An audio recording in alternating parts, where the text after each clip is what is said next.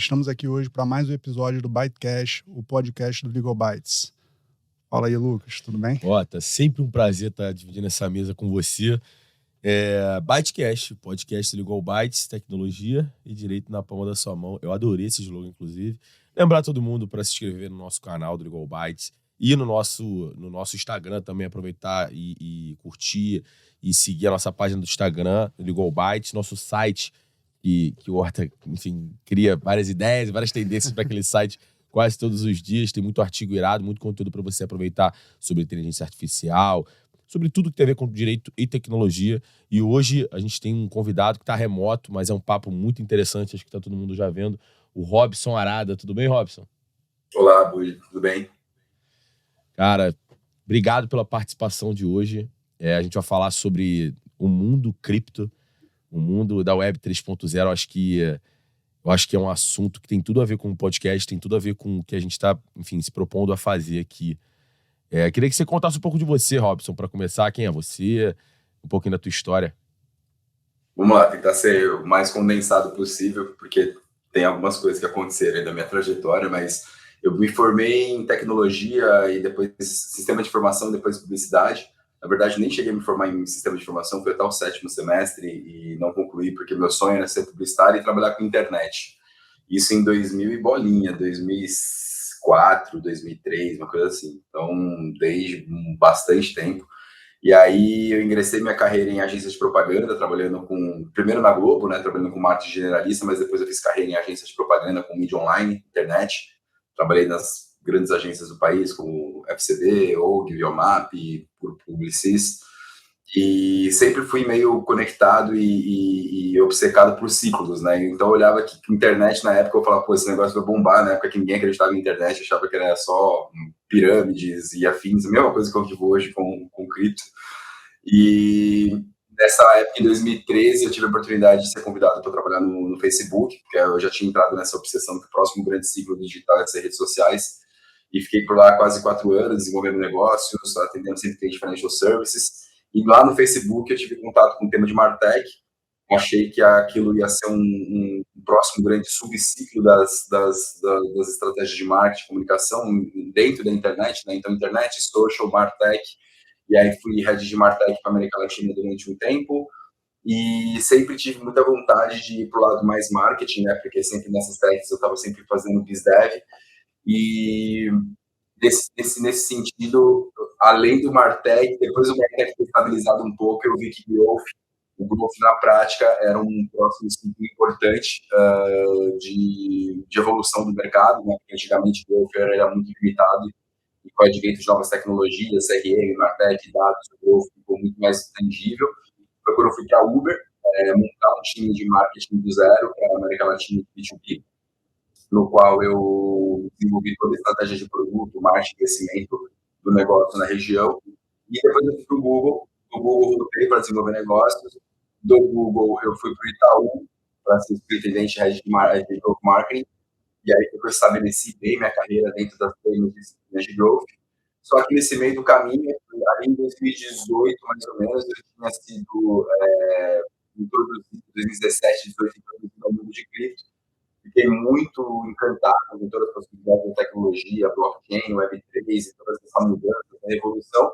E, para mim, a minha convicção é o próximo grande ciclo social, digital, de internet, de IoT. E enquanto eu estava no Itaú, eu fui abordado ali pelo presidente para essa posição de ser novo vice-presidente de marketing do Grupo hoje do STM, que é proprietário do mercado Bitcoin e performance. E hoje eu estou aqui desde maio do ano passado, totalmente skin da game, eu tenho minha tag tatuado na minha mão, então é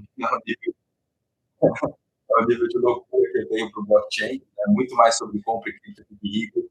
A minha missão é evangelizar que essa tecnologia ela é transformadora e vai gerar um impacto muito positivo no mundo, nas pessoas. E aí foi quando eu uni a forma de né? Eu tenho um escopo de marketing dos meus sonhos, que era super completo, né? Branding, social, content, toda a plataforma de educação, research, vendas, né, várias áreas do microplano para a infraestrutura, eu consegui desenvolver um trabalho de marketing mais holístico dentro do mercado de desenvolvimento. Ninguém contava com esse bear market, né? Ninguém conta com o pior sempre. mas tem sido muito desafiador, ao mesmo tempo uma grande lição, aprender a lidar num cenário rápido, tanto desafio quanto possibilidade, num mercado que ainda está aí, né, saindo da superfície, começando a flertar com o mainstream, mas com muita coisa para acontecer. E aí, hoje eu estou aqui, feliz, bem desafiado, mas o meu propósito aqui de unir um pouco carreira e visão, como que a gente consegue colaborar com essa transformação que está acontecendo de Web3, cripto. Pô, muito legal a carreira, Que né? irado, cara. Impressionante. Assim, começando pelo básico, né? Para o nosso telespectador poder entender, né? Porque se escuta muito falar em criptomoeda, enfim, Web 3.0 e etc., mas pouca gente conhece de fato.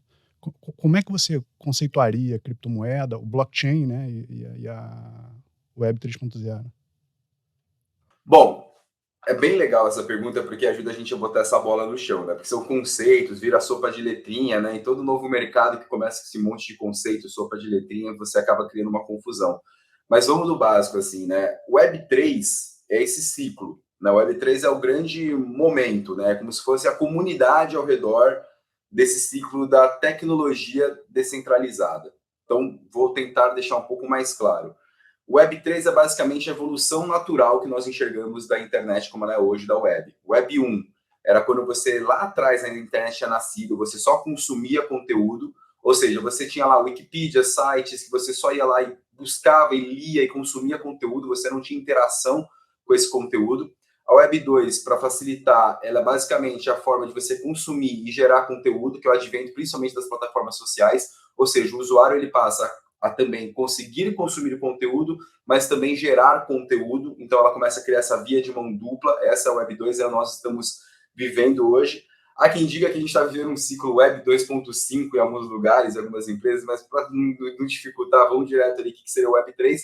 A Web 3 é essa evolução na qual você, além de consumir conteúdo, além de gerar conteúdo, você também faz parte da economia que existe dentro da internet. O que significa isso? Você se torna parte dos produtos, você se torna parte dos projetos através da descentralização. Ou seja, na Web 1 você só consome, na Web 2 você consome e você gera, na Web 3 você consome, você gera e você também participa da economia e da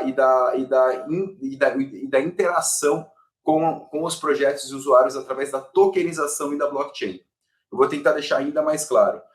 Web 2, Chrome, é um navegador que você entra lá, faz as suas coisas, consome, gera conteúdo nele e tudo mais. Na Web 3 tem um navegador que chama Brave.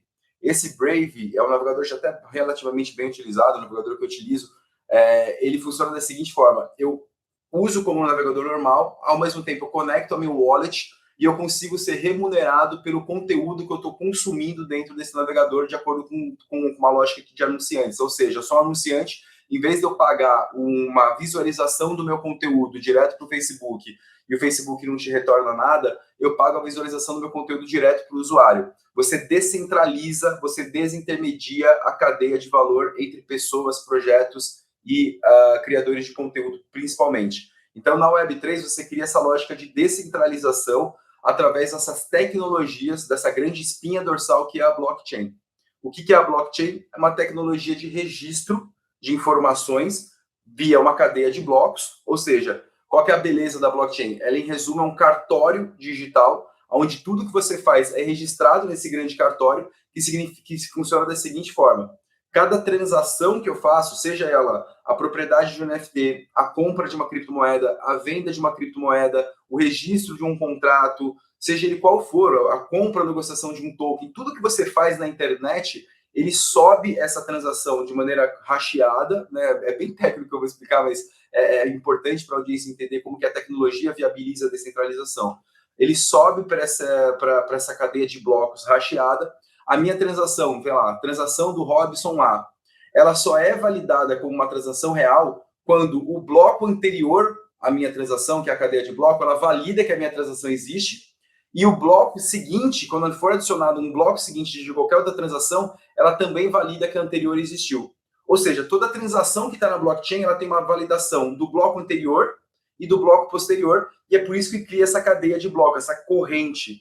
E todas as transações que estão registradas lá, elas são imutáveis e elas são registradas automaticamente via esses contratos inteligentes, validando que aquela transação existe porque ela usou o bloco anterior para dizer que ela é verdadeira e o bloco posterior. Ou seja, eu tenho dois validadores ali falando essa transação é real. Tá, mas por que isso é tão disruptivo? Por que isso muda tudo, etc, etc? Porque a partir do momento que eu tenho uma maneira de registrar de maneira automatizada, descentralizada, porque essas cadeias de bloco elas estão descentralizadas em diferentes modelos, seja em poder computacional, nesse modelo que a gente chama de Proof of Work, que máquinas e mineradores geram esses blocos e garantem as transações da rede, seja em poder de staking, que é você ter um token, colocar os seus tokens em favor da comunidade, em favor da rede, para validar as transações e, eventualmente, você é até remunerado por isso. Ou seja, o meu ativo ajuda a validar toda uma rede. É bem doido falar sobre isso, porque toda vez que eu falo sobre esse tema, as pessoas ficam sempre com muitas dúvidas, porque ele é muito disruptivo, ele é muito diferente. Mas o meu ponto principal é, independente de blockchain, independente de Web3 e tudo mais, no final do dia, tudo isso que eu estou falando para vocês agora, daqui 5, 10 anos, vai estar acontecendo no back-end, vai estar acontecendo por trás, todo mundo vai estar usando blockchain e ninguém vai saber se é blockchain, se não é, se é NFT, se é cripto, o que for. Assim como hoje você não faz ideia qual que é o servidor que o Facebook está rodando e como que é que ele guarda suas informações e valida os seus dados.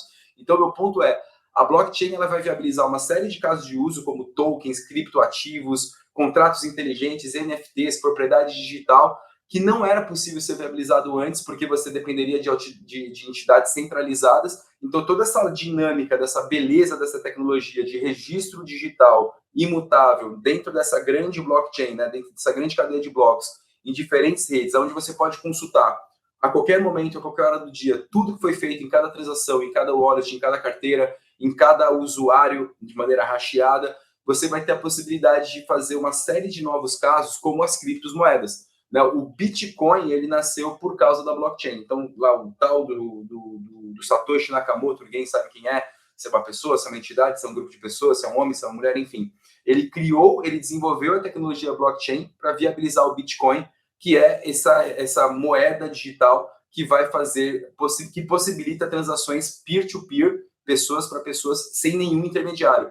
Tudo é automatizado, registrado nesse grande cartório, falando, eu mandei um Bitcoin para você, você recebeu esse Bitcoin tal dia, tal hora, quem validou isso foi a transação anterior, a transação seguinte, isso é verdade, é imutável, é o dado e é a forma mais plena, mais bela e mais fidedigna de comprovar que algo existiu na internet, diferente de qualquer manipulação ou de qualquer servidor centralizado. Então, a grande disrupção é essa, é você ter uma nova forma de interagir, receber valor, gerar valor e, ao mesmo tempo, você criar casos de usos que vão ser muito diferenciados através dessa grande automatização de registros que são a blockchain. Às vezes fica um pouquinho etéreo, mas conforme a gente vai falando, explicando os casos de uso, fica um pouco mais tangível de entender tudo isso que eu estou falando. Legal. Eu já li que né, por ser descentralizada, na verdade, a moeda, a criptomoeda, ela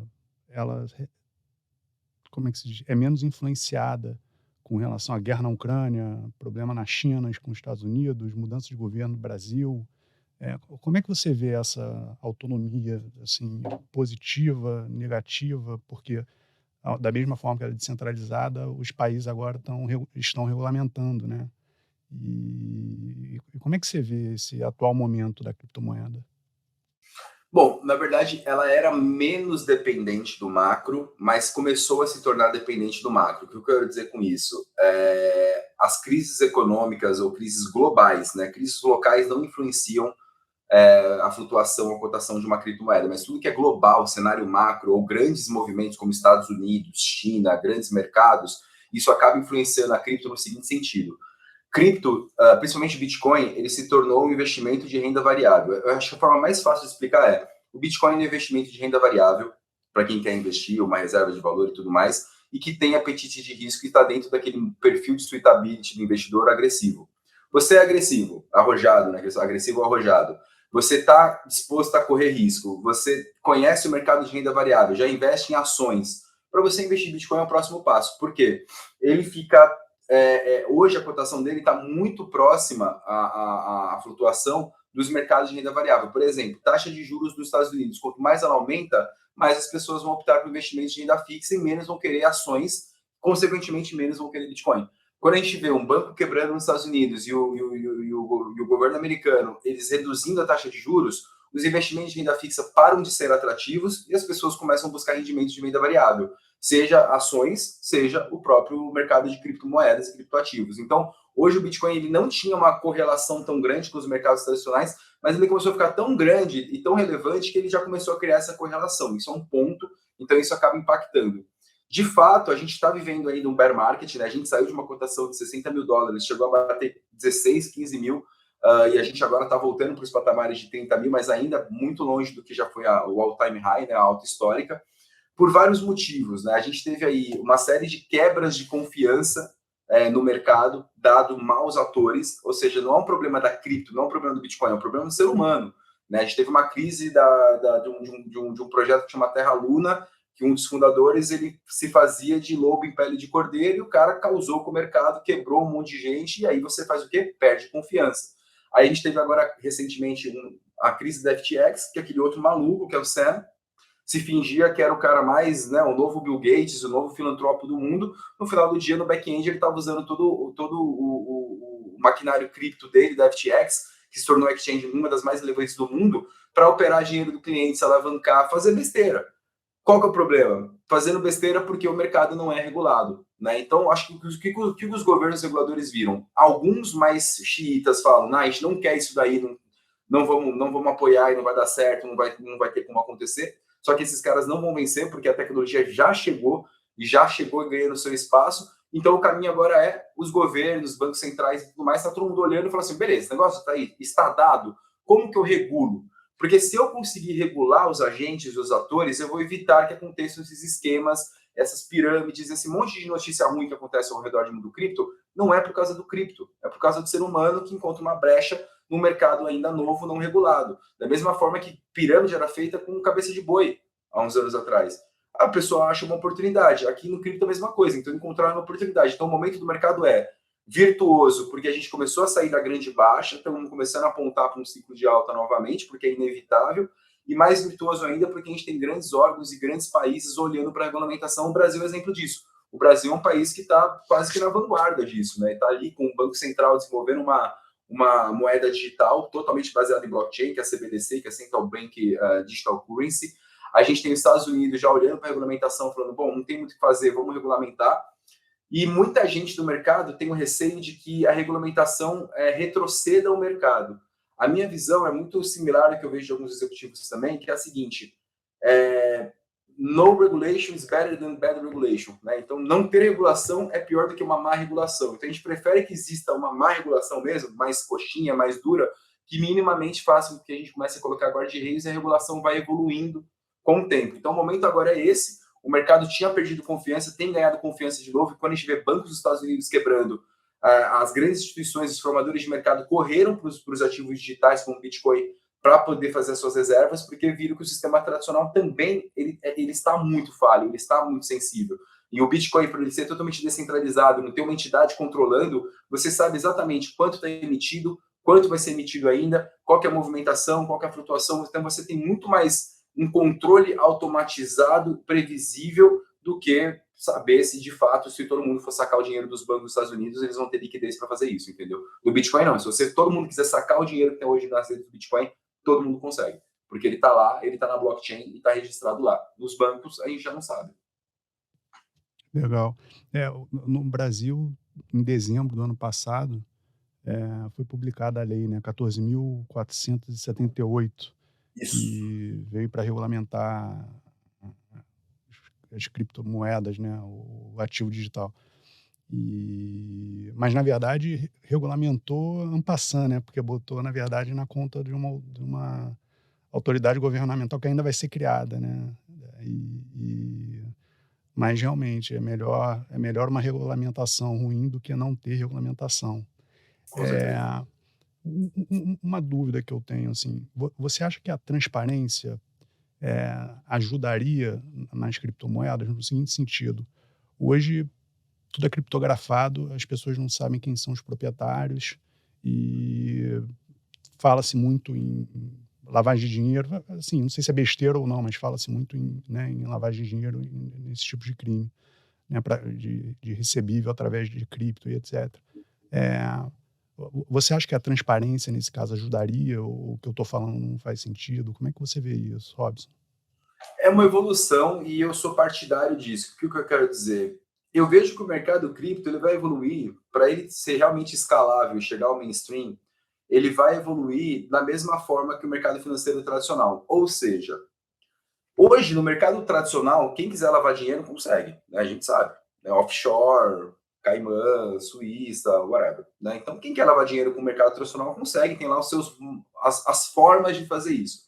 Porém, toda a grande, o grosso da história não é as pessoas que lavam dinheiro, são pessoas que querem ter as suas vidas financeiras normais. Para onde elas recorrem? Elas recorrem a instituições, aos bancos. Né? Então, a bancarização significa que você tem a confiança de deixar o seu recurso e a sua vida financeira na mão de uma instituição. E isso é normal, é como a humanidade funciona até então, e é assim que está tudo bem. Como que eu vejo o cripto? E eu não sou consenso no que eu vou falar, tá? É só a minha visão. Eu vejo a gente evoluindo para um mercado onde as SECs, que são as exchanges centralizadas como a minha, né? Eu trabalho hoje no MB, no mercado Bitcoin é uma exchange. A gente é centralizada. Por quê? Porque todo o KYC, KYP, toda a parte de Know Your Client, toda a parte de compliance, registros, divulgação dos dados para a Receita Federal, etc., a gente faz aqui. E a gente garante que o cliente que está aqui a gente conhece. A gente tem todas as travas para lavagem de dinheiro, todas as travas para PLD, para fraude, etc, etc. E eu garanto para o governo e para as pessoas que eu estou aqui somente com clientes e pessoas que querem fazer a sua vida financeira com a gente no universo cripto. Ou seja, cada vez mais, quando eu tiver corretoras e até bancos, já tem vários bancos com projetos de cripto dentro do seu back-end. O Nubank, né? O Nubank está comprando e vendendo cripto lá dentro. A XP... Então, o que vai acontecer? As grandes entidades elas vão acabar tendo esse trabalho de fazer o KYC dos clientes, a grande massa vai operar por essas entidades centralizadas, seja o Nubank, seja o XP, seja a gente, seja o Itaú no futuro, seja o Santander, seja quem for. Magazine Luiza acabou de lançar com a gente compra e venda de cripto no aplicativo do Magalu Pay. Né? Então, assim, não é um caminho sem volta. Então, quando a gente fala que a identificação, e tem muitos piratas, xiitas, criptos, que falam, não, mas eu não quero ser identificado, eu quero viver no underground e tal, você vai conseguir fazer de uma certa forma, só que o cerco vai apertar, mas você vai conseguir fazer. Da mesma forma que no mercado tradicional, você consegue lavar dinheiro, você consegue fazer todas as porcarias que as pessoas fazem com cripto também. Então, o futuro disso as grandes instituições, ou que sejam pequenas, as instituições vão estar centralizando a abordagem e o conhecimento do cliente e vai ser um mercado normal, como qualquer outro, com instituições sabendo quem é você e prevenindo com as suas mecânicas e ferramentas que existam ações ilegais com esse tipo de ativo. De novo, a diferença, gente, é que assim, eu não tenho nada contra a imprensa, eu adoro, eu tenho vários amigos jornalistas, mas o que dá matéria, o que dá audiência é bad press, né? É notícia ruim, é esquema, é pirâmide, é escândalo. Então você só vê isso, porque é o que dá matéria. Quando você vê, a blockchain está ajudando a otimizar a cadeia de supply chain do Walmart, com blockchain e NFT você está conseguindo fazer doação em escala para a Amazônia para resolver projetos de sustentabilidade. Isso não dá tanta audiência como falar que fulano foi preso porque roubou o dinheiro do jogador de futebol ali, assado cozido. Então, de novo, no passado as notícias eram sobre pirâmides de gado, a notícia hoje é pirâmide de cripto porque tem brecha. Então, eu vejo que o futuro vai se estabilizar nessa forma, entendeu? Que dá audiência é o Neymar comprando NFT lá também, né? E colocando lá no perfil do Instagram. Eu acho que o que você falou no início, Robson, mexeu com a minha cabeça. Em que sentido? Quando a gente fala que tá falando de cripto, enfim, a gente é uma bola que eu tenho levantado há um tempo sobre sociedade, sobre o quanto existem pessoas, e obviamente existem grupos e parcelas da sociedade que são enormes, que não têm acesso e que não têm condições ainda de ter informação. E acho que é por isso que talvez a imprensa ela seja tão voltada, não sei se para um lado negativo nesse ponto, acredito que sim, para o clickbait, entre aspas. Porque é o que atrai esse público. Esse público não...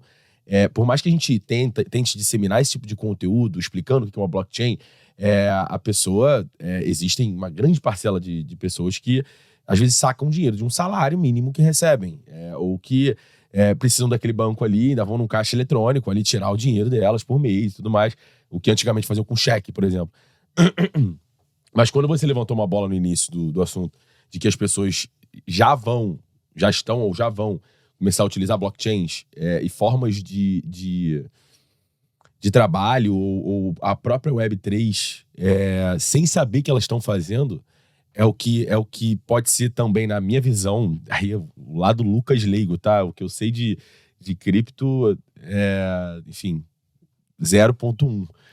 Ainda mais perto do conhecimento que você tem. Mas o que eu acho é que quanto mais a gente vai mostrando para as pessoas involuntariamente o que elas estão produzindo com blockchain e com cripto e com Web 3.0, já na prática, mesmo se elas saberem o que estão fazendo, isso vai trazendo para a realidade. Porque, cara, quando a gente pensa no mundo atual, se a gente virasse para as pessoas e falasse há 3 anos atrás, em 2020, se a gente virasse para as pessoas e falasse que em 2023, daqui a 3 anos você vai ter uma inteligência artificial que vai conseguir conversar contigo como o ChatGPT, do jeito que ele faz e o que ele produz hoje.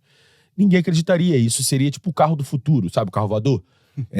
Quando a gente fala de blockchain, os termos difíceis, assim, para as pessoas, pro povão, vamos dizer assim, pro povão, quando a gente fala em cripto, é moeda de rico ou é aquela moeda que é impossível, tá mexendo com coisa estranha.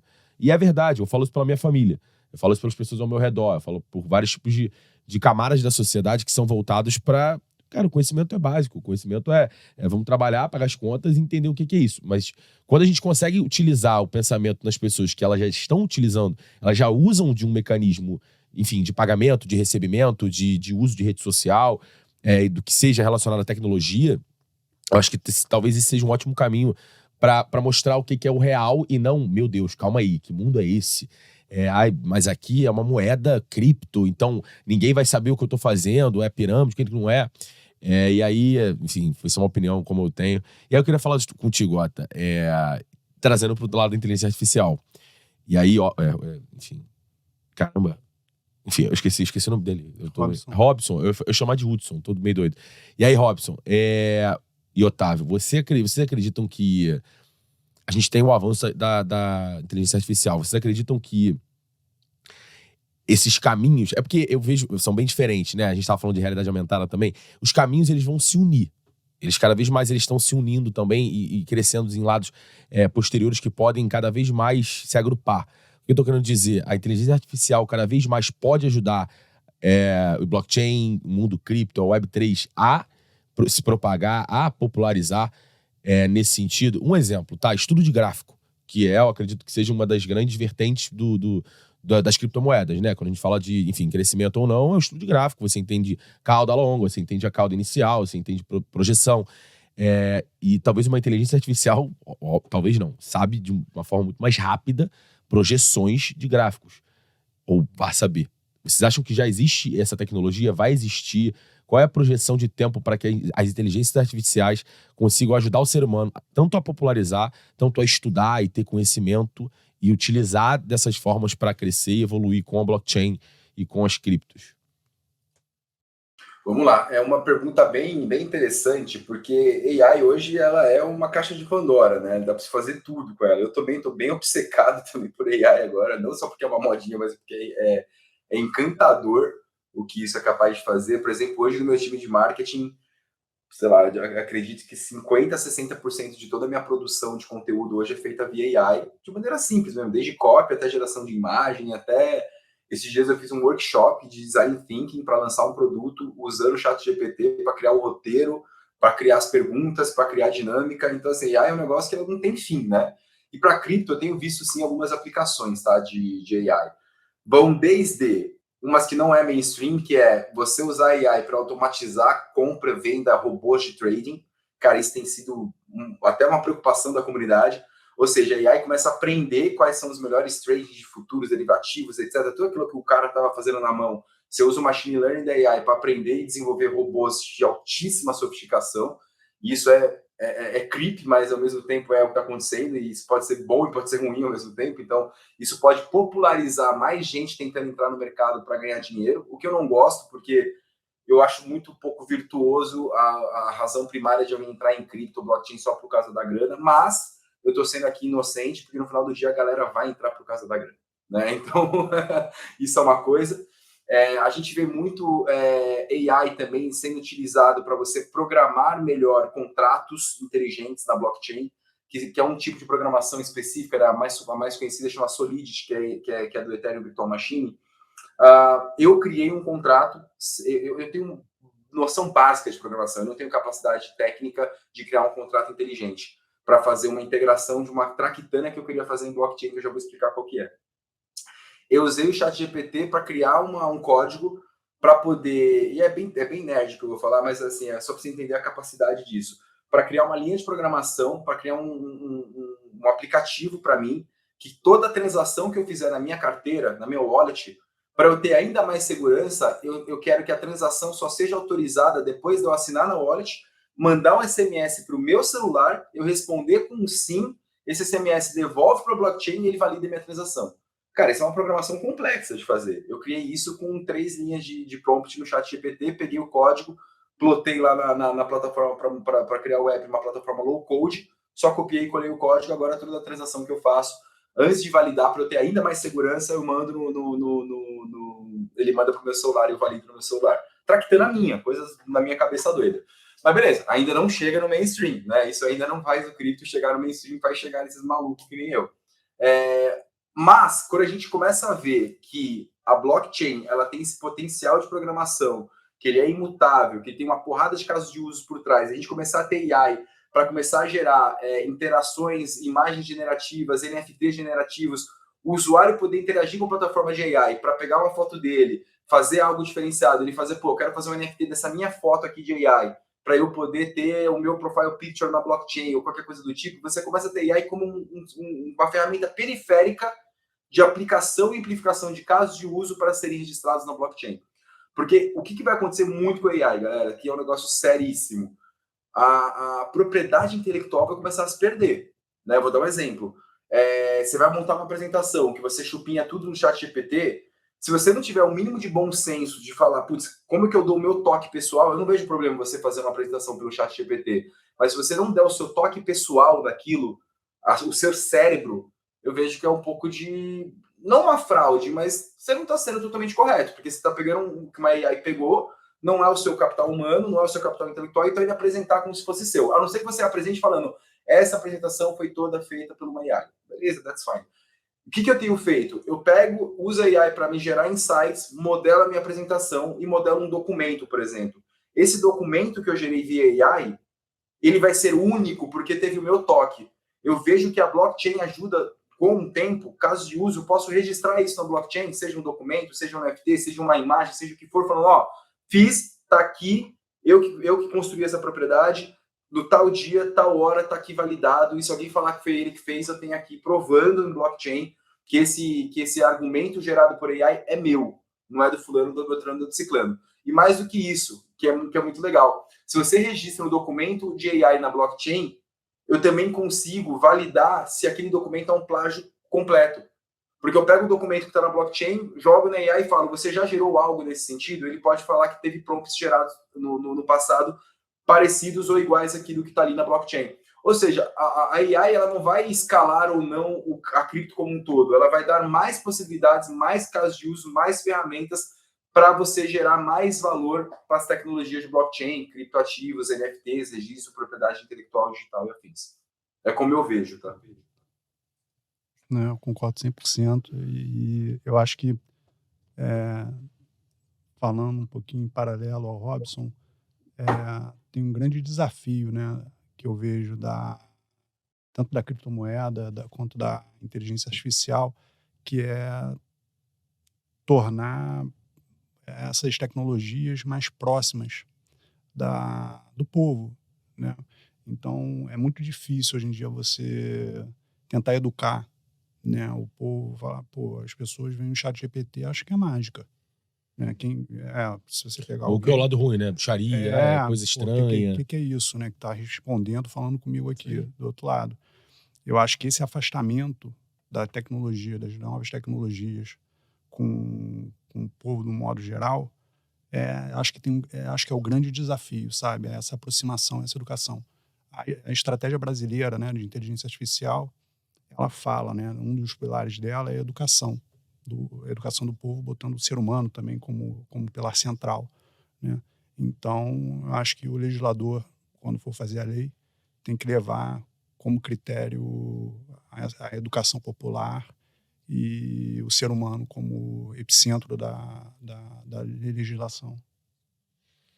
Né, a sociedade entender, os próprios criadores de inteligência artificial também entenderem os viés, e a gente vai entrar naquele outro critério, naquela outra situação do quanto a inteligência artificial ela também vai chegar e quando e se, né? Porque assim, quando a gente fala popularizar, eu vejo sim a inteligência artificial se popularizando, ChatGPT principalmente. Mas é um popularizar ainda não tão popularizado quanto poderia ser, digamos assim, para essa camada da sociedade, né? E aí a gente está falando só de sociedade brasileira, mas é o mundo, né?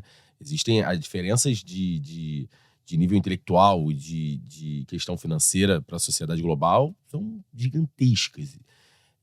Eu tô muito contigo sobre. Eu quero, e ó, é importante demais a gente levantar bolas do quanto é necessário e importante demais a gente pensar em coisas práticas, em coisas palpáveis e reais, pela educação, e pelo conhecimento, informação e uso adequado, e uso para o lado positivo, principalmente para essa camada da sociedade. E aí, enfim, até o Fernando que veio aqui ontem, a gente estava trocando uma ideia, como ele falou. O uso na medicina, o uso, seja até em cripto também, como a gente pode usar isso em cripto para essa camada da sociedade. Porque assim, aí eu vou levantar uma opinião aqui agora.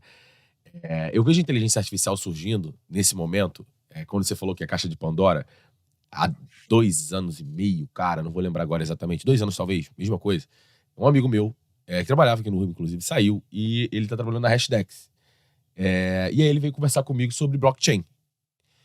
Isso era pra mim uma caixa de Pandora. E aí eu falo tranquilamente, assim, a gente tá trocando uma ideia aqui e a gente tá imerso no meio, a gente, enfim, não tão imerso, por exemplo, acredito que nós, mas para quem não tá tão envolvido com blockchain, com Web3 e com cripto, isso também é uma caixa de Pandora. Então, eu vejo uma semelhança muito grande no surgimento de coisas que parecem que são o futuro, mas que já acontecem, porque não é de hoje que existe blockchain, não é de hoje que tem Bitcoin, não é... Tudo bem que o Web3 ainda tá surgindo e tudo mais, existem projeções, mas como o Ianzinho falou pra gente, a inteligência artificial e a realidade aumentada são estudadas desde, enfim, da década de 60, 70. Existiam códigos para serem criados por isso. Então eu vejo uma semelhança de interpretação pro povão, pra galera, antes de disseminar qualquer tipo de conteúdo, tanto de inteligência artificial, talvez de realidade aumentada também, né? Mas do mundo cripto, é muito parecido. Só que do mundo cripto a gente já tem algumas respostas pro lado bad, pro povão, como o Robson levantou a bola, do tipo, pirâmide de tal situação, de tal moeda, porque fulano, o ser humano causou um impacto para um tipo de popularização de um universo cripto gigantesco, né?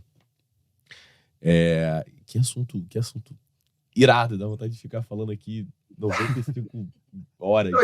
Não, só para complementar o que vocês falaram, de novo, reforço que é sobre a abstração da camada de tecnologia. Exemplo, a Microsoft está mega investindo e interessada em AI. O que eles estão fazendo? Um projeto que eu estava lendo que eles vão fazer, que aí a massa não vai nem perceber.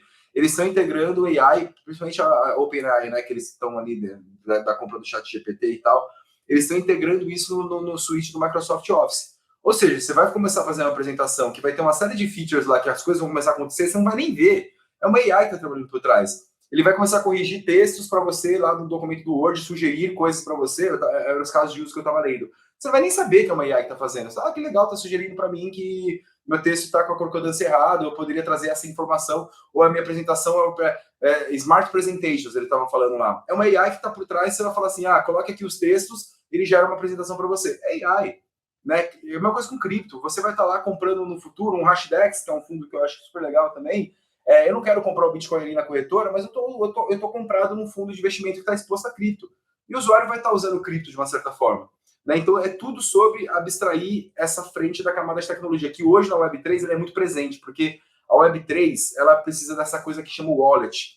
Aí você tem que ter uma wallet, um plugin no Chrome, essa wallet assina a transação, a experiência não é das melhores, se você fizer uma coisa errada na transação, você perde o valor, se você perder a chave privada da wallet, você perde a wallet. Cara, daqui a pouco tudo isso vai estar sendo feito de formas produtadas, abstraídas, e vai estar usando o back-end da tecnologia por trás. AI é a mesma coisa, a gente vai estar fazendo tanta coisa, já tem tanta coisa que roda com AI que você nem sabe, só que agora o ChatGPT, ele colocou o CRIP na nossa frente, né, que é aquela conversacional. Essa tecnologia conversacional já está rolando há muito tempo, vários chatbots de empresas já fazem isso com sofisticação, é que ganhou mainstream, ganhou notoriedade, mas no final do dia vai estar tudo rodando num grande back-end, ninguém vai nem ver se é AI, se é cripto, se é blockchain. A diferença de agora é que nós, como bons estudiosos, ou nerds, ou curiosos, a gente tem a possibilidade de entender como está se formando. E no final do dia, gente, quem gera e quem capitaneia as maiores oportunidades da tecnologia e dos ciclos tecnológicos é quem entende o que está por trás, não é quem só está usando na onda. Né? Claro que tem de tudo, tá, gente? Mas eu falo assim, os grandes projetos, as grandes ideias vêm das pessoas que conseguem entender qual é o fundamento por trás daquilo. E por cima do fundamento você começa a criar um novo caso de uso, um novo produto, um novo serviço, começa a escalar em cima de uma nova tecnologia. Então, de novo, vai vencer a batalha quem de fato conseguir esconder a blockchain, esconder AI por trás, e a pessoa tiver um produto seamless, de fácil uso, de fácil adoção, que estão usando essas tecnologias emergentes para esse produto poder existir. Eu fico assim pensando, né, com relação ao conhecimento que está por trás dessas ferramentas, né? Porque se a pessoa se ela não entende o que é inteligência artificial, e a inteligência artificial está por trás de uma ferramenta, se torna cada vez mais difícil dela querer entender. Né, o que é AI? Porque ela não está vendo que é AI que está fazendo a atividade dela, né? Fora isso, o que eu percebo é que a literatura, pelo menos no Brasil, é muito reduzida com relação à inteligência artificial, né? Pelo menos inteligência artificial e direito, assim, né? Que eu estudo. Posso estar errado aqui, mas eu já pesquisei bastante. São menos de 20 livros, assim, sabe? Eu estou começando a ter que comprar livro lá de fora para poder ler, porque a literatura aqui é muito reduzida. E aí eu fico pensando, poxa, e eu sou super curioso com relação à inteligência artificial, por isso o Legal Bytes, né? Não inteligência artificial, tecnologia, né, como um todo. E eu fico pensando, pô, se não fosse a minha curiosidade, eu jamais teria o conhecimento com relação a essas tecnologias que estão surgindo, internet das coisas, né, por aí vai, carro autônomo, e aí eu fico pensando como fazer o conhecimento chegar nas pessoas se a gente mal tem literatura sobre o assunto. Esse acho que é o grande dilema. O próprio... Mas isso, aí pergunta pra você, isso é no Brasil ou você vê isso enfim, em outros lugares do mundo? No Brasil, posso falar com mais propriedade, mas nos Estados Unidos eu vejo, tem muito mais livro. Nos Estados Unidos e Inglaterra eu vejo bastante livro, bastante literatura sobre, bastante. Não como direito civil, por exemplo, entendi, né? Outro ramo do direito, mas direito e tecnologia, muito mais que no Brasil, com certeza. Tem muito mais estudo. Né? Bem mais estudo, assim. Acho que esse é o ponto.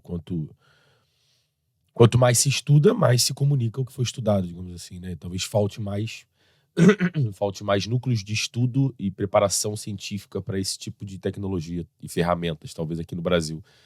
Que é aí que acontece lá fora, né? Existem mais oportunidades científicas e incentivos, talvez, para a galera também correr atrás desse tipo de conhecimento.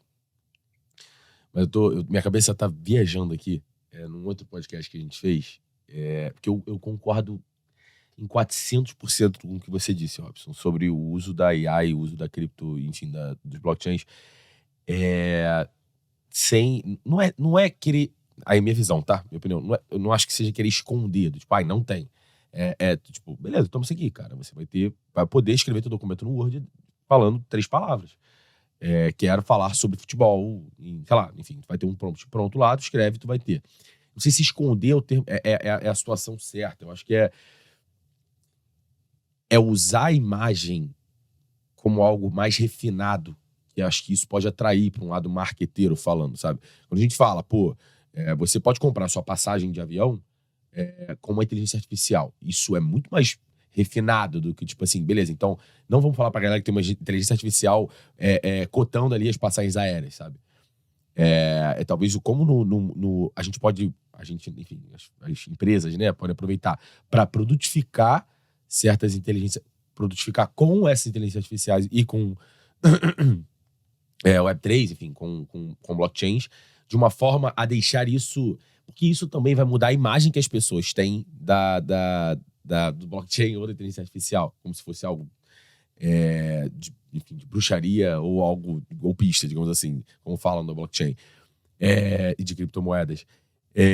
Do como isso consegue mudar a imagem, por exemplo, se a gente consegue trazer a gente falando aqui, a gente consegue entender muito bem o impacto que foi o Bitcoin para o mundo.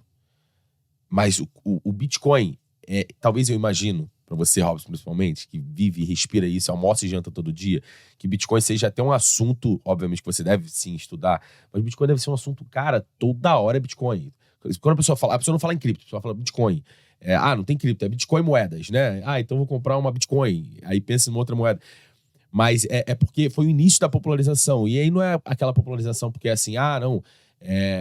Porque como a gente consegue explicar para as pessoas isso, o que é por dentro de uma Bitcoin, quem é essa entidade que criou, por que ela criou, e quando existe lá o tempo de, como a gente estava falando, né, o tempo de encerramento da moeda, de produção, entre aspas, assim, vamos trazer para esse lado, dessa moeda, o que isso vai ser gerado depois, países regulamentando para uso a fins comerciais ou internos, e por que os usos são tão bons quando são regulamentados, porque aí não são tão influentes como a gente estava falando de guerras ou de possibilidades de crises globais. Então, eu acho que, na minha visão, como eu concordo 1.000.000% do uso das tecnologias, das ferramentas, blockchains e inteligência artificial para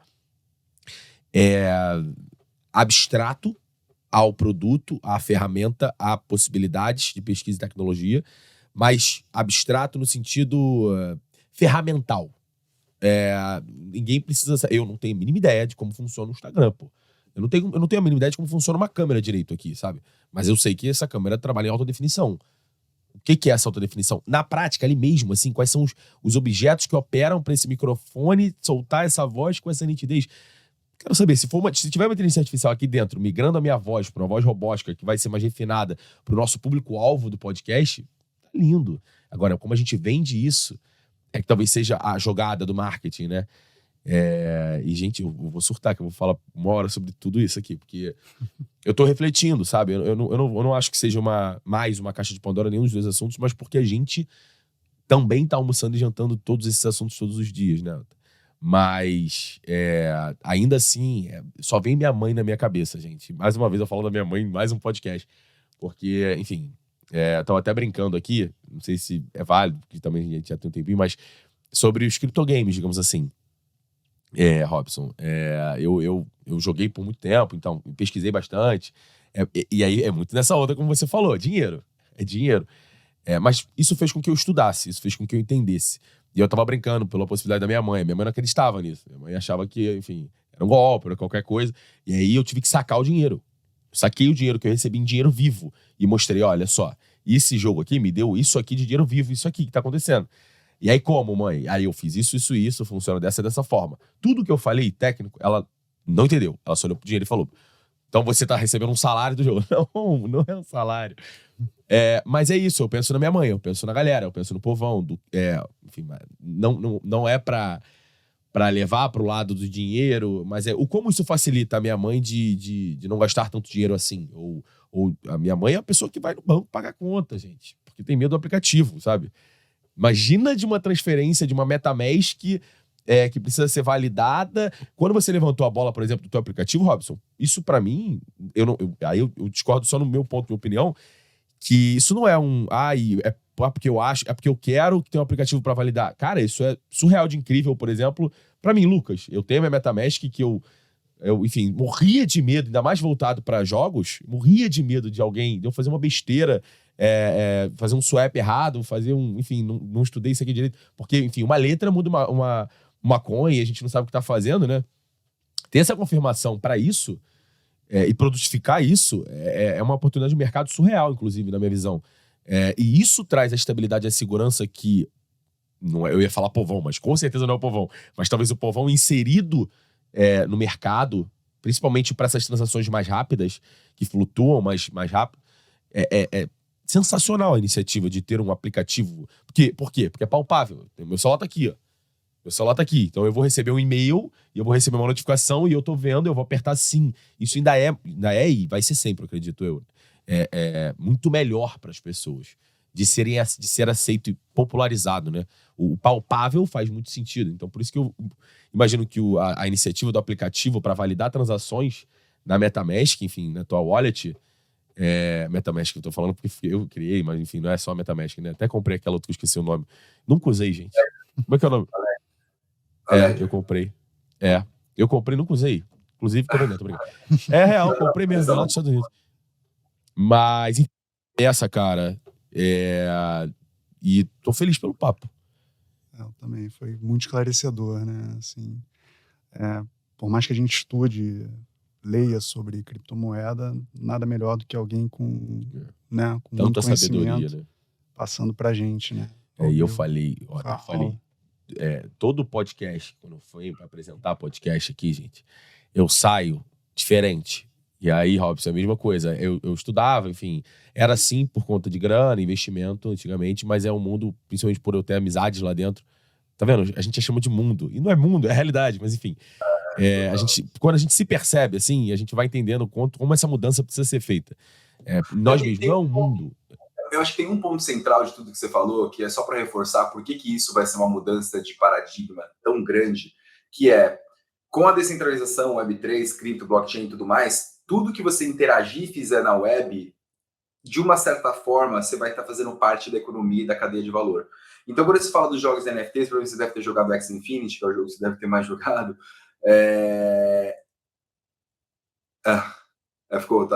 Foi Bomb Crypto, foi CK, foi C-Planet. Bomb Crypto foi... A cara dele foi ótima, Bomb Crypto. Mas qual que é a beleza disso? Sem juízo de valor, a usabilidade do jogo, que os caras fizeram um jogo merda, com uma usabilidade ruim, para fazer as pessoas tradarem e tentarem ganhar dinheiro. Mas quando os jogos estiverem associando qualidade de jogabilidade com a possibilidade daquele tempo que você está naquela plataforma, você receber por isso, né? Porque você vai estar lá fazendo as missões, ganhando, participando, tradando NFT do jogo, etc, etc e tal, você começa a criar uma economia circular muito mais virtuosa, porque antigamente o que acontecia? As empresas, as big techs e tudo mais, elas só extraem valor do usuário.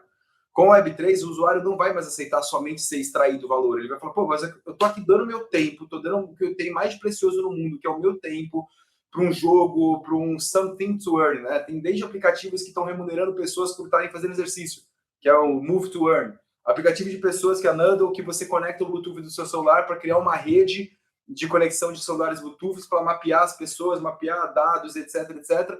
De maneira consentida, eu estou fazendo isso, participo da rede e estou recebendo por isso. Ou seja, eu estou ciente que o meu dado está sendo capturado, mas eu estou sendo monetizado por isso. Essa é a beleza da Web3, um game cripto. Eu estou lá babando no game, perdendo um puta tempo, ficando cada vez melhor no game, que antigamente só ganhava dinheiro um pro player de um jogo específico. Com os jogos NFTs em Web3 e blockchain, pô, todo mundo que começar a jogar e começar a ganhar e começar a ir muito bem no jogo e tá investindo mais tempo e ter mais talento do que o outro, vai começar a ser remunerado por isso. Não só para jogo, mas para tudo que vai acontecer na web. A cadeia de valor ela vai ser descentralizada, assim como eu comentei no começo do Brave. Eu estou lá consumindo conteúdo do anunciante A, o anunciante A vai me pagar para eu consumir aquele conteúdo. Né? Então essa que é a beleza da Web3, e no final do dia acaba tocando bolsa, acaba tocando financeiro, mas é óbvio que o financeiro ele é um gatilho forte, mas o que está por trás dessa beleza de você participar da economia da web, de você ser parte do produto, de ser parte do projeto, é para onde as coisas vão caminhar, é onde eu vejo que vai ser o grande virtuosismo de toda essa história. Eu sei que tá acabando o tempo, mas eu achei incrível, essa pergunta já estava lá atrás. Mas e o intermediador desses anúncios ou desse tipo de situação no Web3? O que vai acontecer com eles? Enfim, tua opinião. Tudo. Não tem como você desintermediar, porque pensa comigo, como é que funciona hoje no Brave? Ele oferece a plataforma, o anunciante vai pagar para você 10 centavos por ver meu view. Só que desses 10 centavos, vai 10 para você e vai 1 para o Brave, vai 1 para o navegador. Não tem como não ter alguém pegando um pedacinho sempre, só com a diferença de que a desintermediação ela é transparente. eu vou saber que dos 10 centavos que eu estou recebendo, dos 11 centavos que eu estou recebendo, 10 é meu e 1 está indo pro Brave, porque isso está na blockchain. E o que isso faz? Você vai ter os projetos que vão ter um pouco mais de audácia e falar, não, eu quero 50% da transação para mim, mas não vai vingar. Então, os projetos vão vingar aqueles que têm volume e que estão pegando um pedaço justo para poder manter de pé a infraestrutura que está botando aquilo de pé. É simples quanto isso. Vou fazer bem leigo aqui, só eu preciso fazer isso, mas vamos lá. Entendi tudo que você falou, tá? Entendi, achei incrível. Pra mim faz muito sentido. Mas vem comigo, vê se é isso. Eu gosto, não tenho, tá? Mas gosto muito de FIFA, por exemplo. FIFA mesmo, e é soccer agora. O FIFA, como um jogo cripto, dentro de uma blockchain. Vamos supor que foi criado. Um FIFA, realmente um FIFA ali dentro da blockchain, enfim. Com um token, onde eu consigo ter isso descentralizado, sem intermediadores, eu consigo receber pela usabilidade. Isso é um sonho de vida. É um sonho de vida. Imagina o Gui jogando The Last of Us. E ele recebendo por aquele tipo de... E aí eu treino lá dentro os jogadores, eu treino participações, eu posso usar a realidade aumentada para me ver jogando. Isso é um sonho de vida. E aí sim, aí a gente cobra evolução muito, muito, muito grande. Ainda falta essa evolução. Pelo menos na minha época, me senti um velho agora, mas na minha época de player de criptogames, NFT, enfim, eu sentia falta de usabilidade, de jogabilidade. Os jogos eram feitos para treinar e é isso. É isso. Teve um ou outro que eu cheguei a jogar de uma forma ok, mas não chega perto de jogos hoje, enfim, de plataformas de games também. São mundos diferentes. Mas o que falta para essas plataformas de games, por exemplo, entrarem nesse mundo? Sabe, uma EA Sports entrando no mundo cripto, acabou. Eu tô lá só com meu óculos jogando FIFA 24 horas por dia, sabe? Eu acho que tem um elemento principal que essas são empresas muito grandes, elas não querem se expor a um mercado que não tem regulamentação. Né?